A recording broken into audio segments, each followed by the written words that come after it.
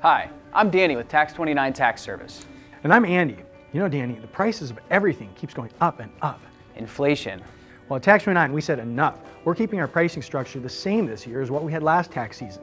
So whether you file in one of our local offices or whether you file with us online at tax29.com, you'll get the same professional tax prep at affordable pricing along with year-round service. For a list of our pricing or to find out more, stop by one of our local offices or visit us at tax29.com. What's the real story? How did all of this come to be? Was it all by chance, or did something or someone design everything?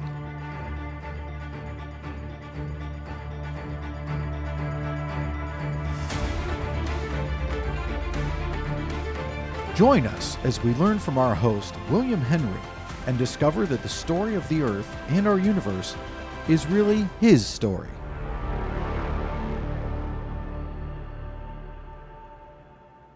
Welcome to Discovering His Story, a production of YCTV. This is our 50th episode. All right, let's get this stuff out of here. All right, that's enough. That's okay. I can't see. Well, if you've joined us for the first time, you've got a lot of catching up to do. In this program, we seek to integrate the Bible with history and see where they meet, where they influence one another, gain new perspectives on history and on the Bible too. The last time in our 49th episode, but who's counting, we saw how Rome became master of the Western Mediterranean Sea by virtue of its victory over Carthage in not one, not two, but 3 Punic Wars. Yay! Now we're going to see how they moved eastward, and it's a result of what happened with Carthage. As we are looking at this time in ancient times, the time of the Roman Republic. All right, here we are looking at the Eastern Mediterranean. Macedonia, and I say it that way because that's the way they say it, so forgive me for that. But in the Punic War, Macedonia had been an ally of Carthage. And so Roman legions were sent there to subjugate that nation. And in 197 BC, Macedonia was crushed. The resulting weakness of Macedonia invited an invasion by Syria. You can see, no, you can't see Syria, would be just off the map. Here, I'll go to another map here. You can see Syria over there to the right. So Syria decided to invade Macedonia, which invited an invasion by Rome of them, or fighting against them, and Rome soundly defeated this army. Now, just a couple years later, in 195 BC, back in Carthage, find Carthage there to the left on your map in Africa, Hannibal, remember Hannibal, who had led his army to so many victories in Italy, but then came to defend his home city, Carthage, and was defeated by Scipio, not once but twice. Hannibal was elected chief magistrate. He's a hero in the city of Carthage. And he expertly managed the finances of Carthage to the extent he was able to pay off the Roman indemnity in full. Amazing. But out of jealousy, the Carthaginian oligarchy secretly sent word to Rome that Hannibal was planning to renew the war. How low can you get? The surrender of Hannibal being demanded by the Senate, he snuck off to Antioch, where he became a staff member of Antiochus III, Antiochus the Great of Syria. And this will come into play later on. So we'll stop there with Hannibal. We'll pick up his story later. Meanwhile, in 133 BC, Pergamum, you see there in Asia Minor, let's see if we see it more clearly there, ceded to Rome. So at this point, with different nations falling like dominoes to Rome, the nation of Egypt decided it's a good idea to make an alliance with Rome. So Egypt, which would be off the bottom of our map here, below Greece, northern Africa, decided let's be friends.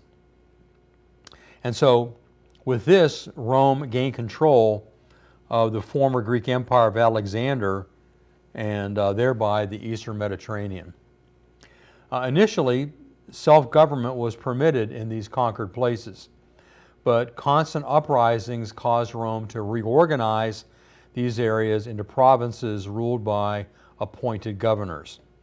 So Syria became a Roman province, therefore Palestine fell under Roman rule, or the area of Israel fell under Roman rule as well, and that will be seen in more detail later as we see Rome coming into control over Israel.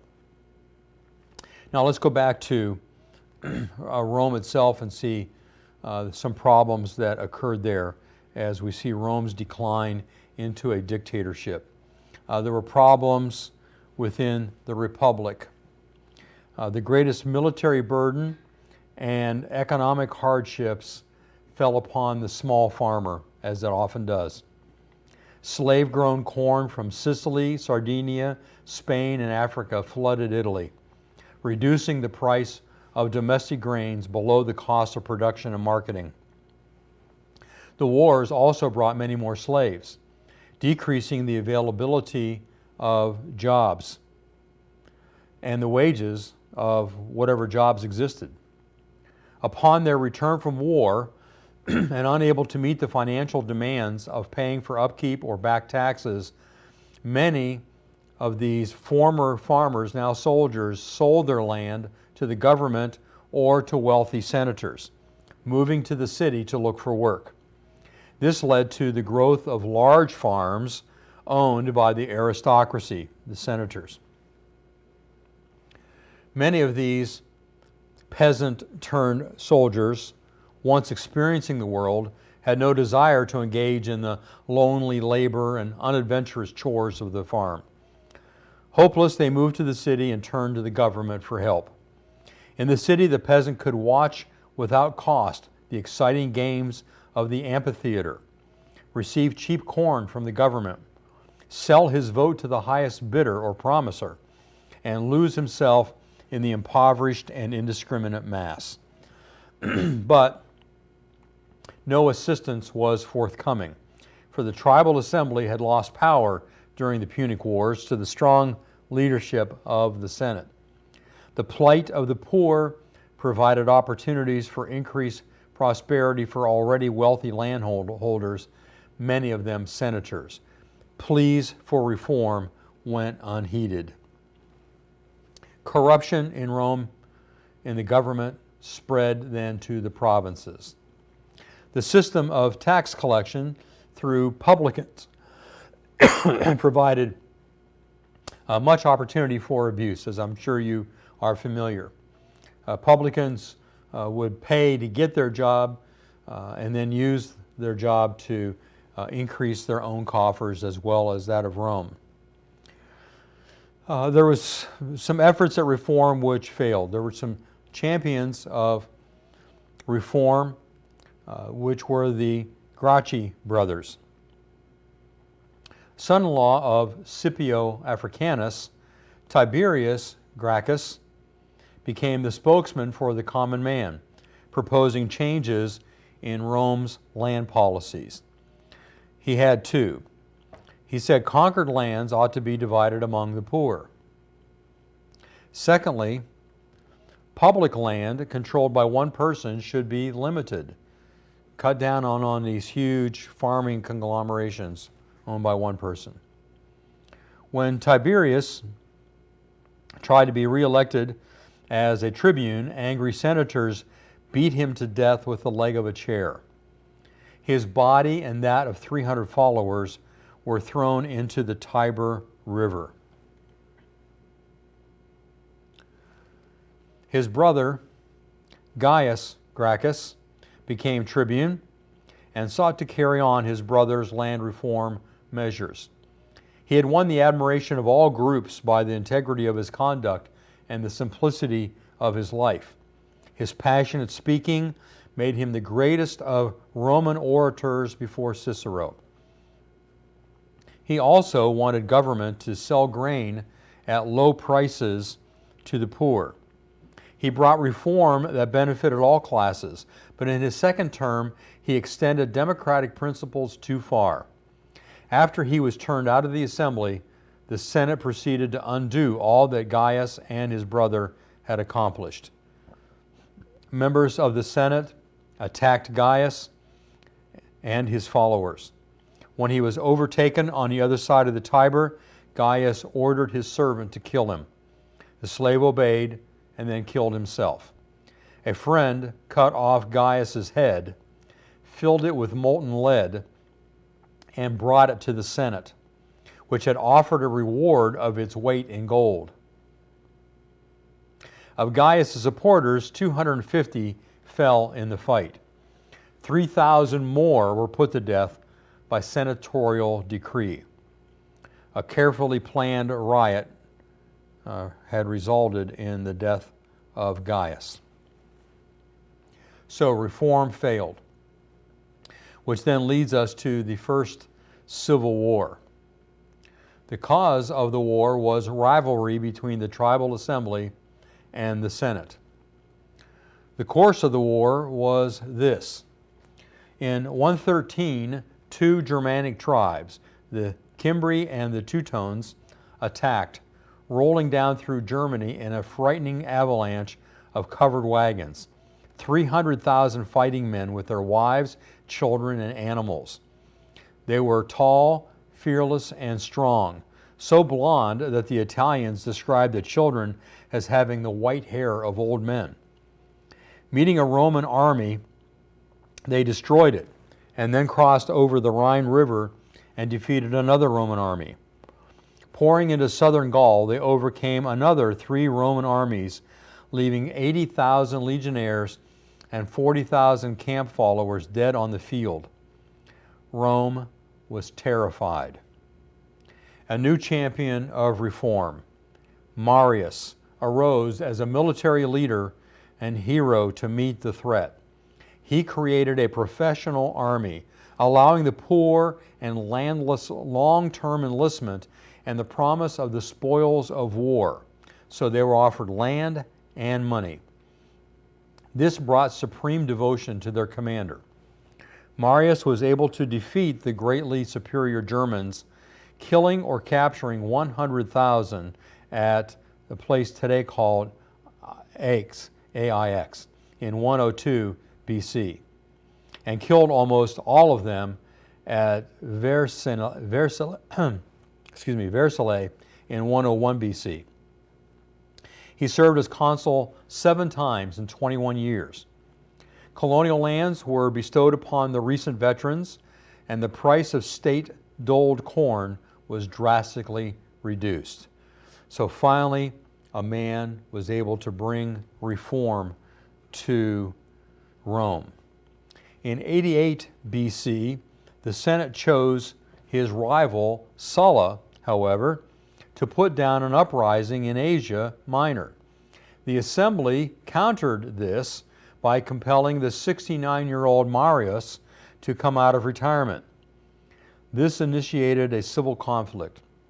Marius and his followers were defeated by Sulla's devoted soldiers, whom he treated as comrades, and was outlawed, escaping to Africa.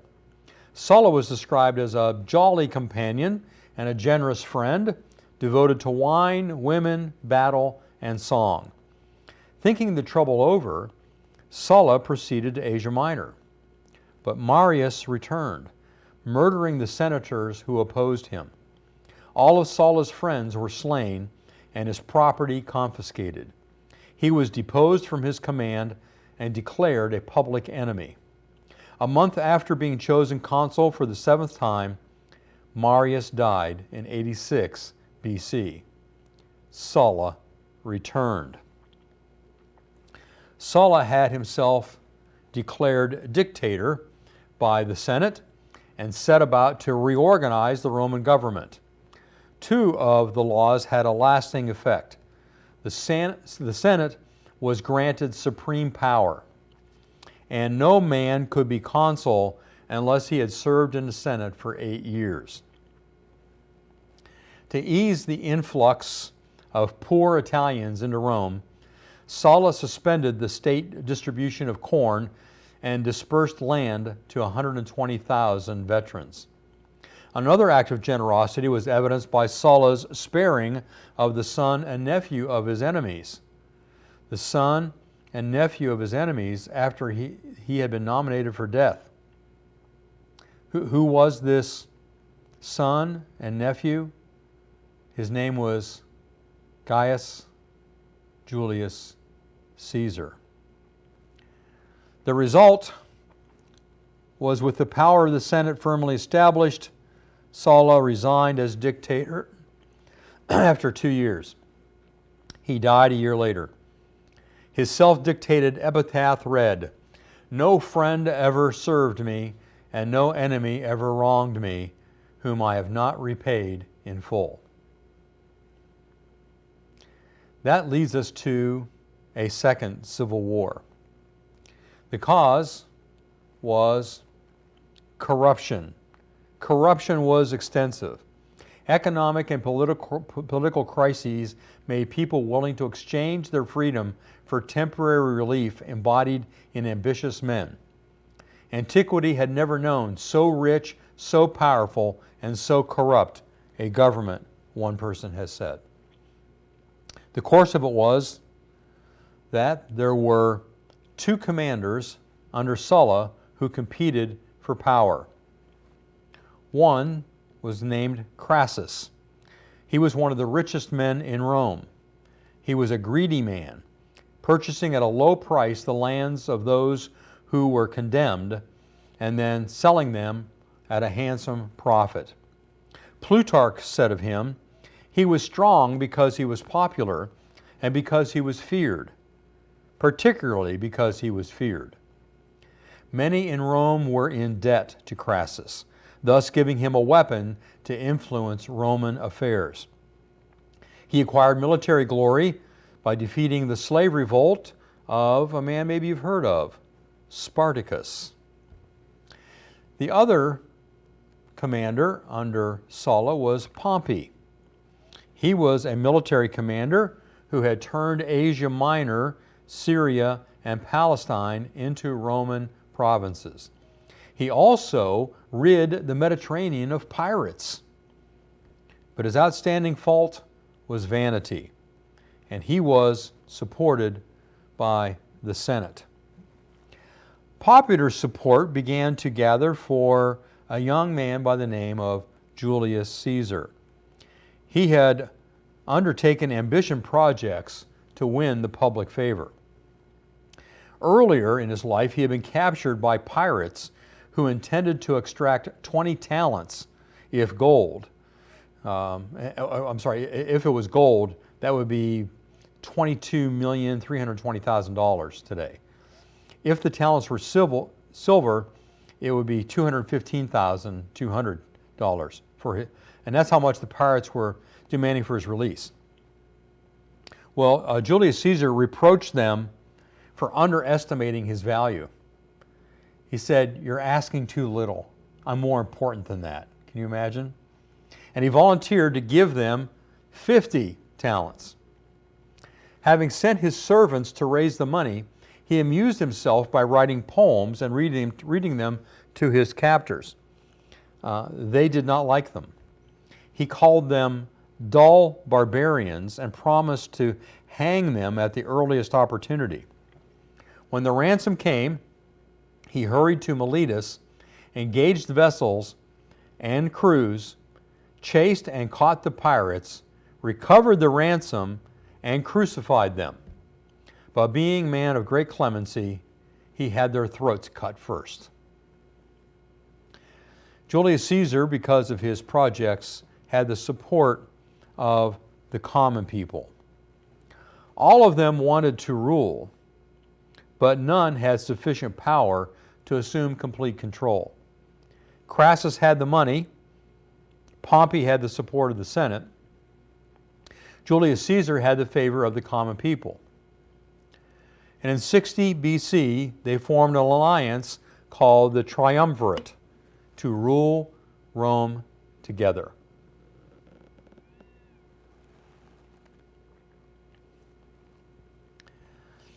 As a result of this, Caesar was appointed governor of Gaul, what we call France today. There he trained a well-disciplined and loyal army and sent records of his exploits back to Rome. These published accounts increased his popularity greatly, which then caused jealousy in the remaining Pompey. Crassus had died in battle in Asia in 53 BC, where he had led a great army against Parthia. After his capture, his head was cut off, and into his mouth his conqueror poured molten gold. What's this with pouring things into decapitated heads? Well, have you ever wondered what people would look like if they were on the scene today? Well, according to computer graphics, this is Julius Caesar.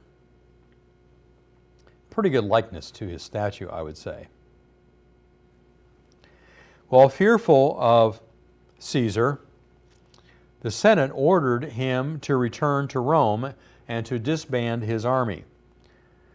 Caesar crossed the Rubicon River in northern Italy, thus making it known that war was declared on Pompey and the Senate. And from that time on, the expression crossing your Rubicon is an indication of a place where there's no turning back. When the two armies met, Caesar won handily, causing Pompey's flight to Egypt, where he was killed, the circumstances of which we will examine later. The pursuit of Pompey brought Caesar to Egypt, where the children of Ptolemy the 12th, who, and we'll get into the Ptolemies later too, but we're going to have to jump in here with this descendant. The children of Ptolemy the 12th were Cleopatra and Ptolemy the 13th, who were fighting for control of the country. This Cleopatra is not the only Cleopatra. The Cleopatra most well known to us is actually Cleopatra the 7th. And you can see the details there where she was born, her parents, her siblings, and the fact that her family was not truly Egyptian because the true Egyptians were black. She was a descendant of the Macedonians or Greeks. Now, Egypt was important to Rome, and Cleopatra certainly knew that. As we see here, she and her brother were left the throne when her father died. Cleopatra was a very intelligent person, maybe not as beautiful as the movies make her out to be. In fact, she spoke 9 languages. She was the first Ptolemy pharaoh ever to speak Egyptian. She ruled for 3 years on her own until her brothers and advisors exiled her to Syria. Well, because of the importance of Egypt for the export of grain to Rome, 17-year-old Cleopatra smuggled herself in a rug to the palace in Alexandria, where Julius Caesar was, having arrived in Rome in order to make sure that Rome's supply of grain did not cease. And there are some details about Cleopatra and Julius Caesar and Pompey as well. A little bit about Pompey that we'll cover more detail later too. Here is Cleopatra arriving in her rug and how she would look today. Regardless of what some say about her not being that beautiful, it seems like maybe by today's standards she would be. Caesar was fascinated by this unusual woman, unusual by Roman standards, for one thing being very educated, and Caesar still was intent upon the siblings sharing the throne, that is, Cleopatra and her brother. That was unsatisfactory to the regent for Ptolemy XIII, whose name was Pothinus. He's the one that had presented the head of Pompey to Caesar and who had turned the people of Alexandria against Cleopatra, leading to a revolt against Caesar, which he lost. Cleopatra has Caesar execute Pothinus, and her brother was drowned trying to escape. Cleopatra took Caesar on a spectacular tour of Egypt, cruising south on the Nile. Caesar saw the pyramids, mummies, the obelisks in Thebes. Nothing remotely similar existed in Rome. By the time they reached Aswan, Cleopatra was pregnant with Caesar's child. Their child was named Caesarion, Little Caesar. Caesar would have been viewed by the people of Egypt as Cleopatra's consort. But of course, Caesar had a wife, Calpurnia, in Rome. When he returned to Rome, he sent for Cleopatra and Caesarion. The Roman people were outraged that he would bring this Egyptian woman to Rome where he had a wife. Caesar set Cleopatra up in a villa just outside of Rome. He aggravated the situation by placing a statue of Cleopatra dressed as the goddess Isis in a Roman temple. The Roman Senate became concerned that Caesar wanted to rule Rome as a god. The result was that Caesar had himself declared dictator for life and accomplished many reforms, including he curbed the corruption of the provincial governments. He established colonies for the landless army veterans. For example, Philippi, where Paul would land, was one of those places. He granted citizenship to many non-Italians living in Rome's new colonies, in particular the Gauls. He initiated many public work programs. He established the calendar that is the basis of our 365 and a quarter day year. He gave full citizenship for Romans whose rights have been denied under Sulla. He brought about the abolishment of trade and social guilds because there were hotbeds of conspiracy. The requirement that plantation labor forces be at least a third freemen, which cut down on the amount of slaves and also meant that more people will be employed. And he brought the limitation of 2-year terms of governors of the provinces and of 1 year for praetorians. Now, Caesar was doing a lot of good. But what happens when a leader does a lot of good and acquires a lot of public acclaim? He gets enemies. And this is certainly true of Julius Caesar.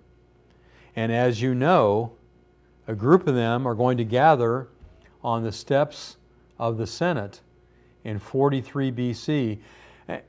Oh, I don't want to spoil it for you, because this is going to bring about another civil war.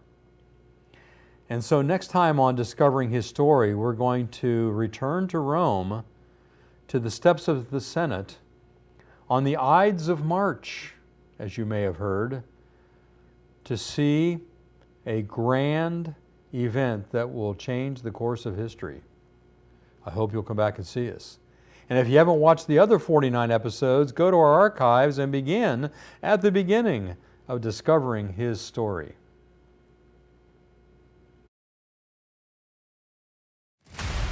What's the real story? How did all of this come to be? Was it all by chance, or did something or someone design everything?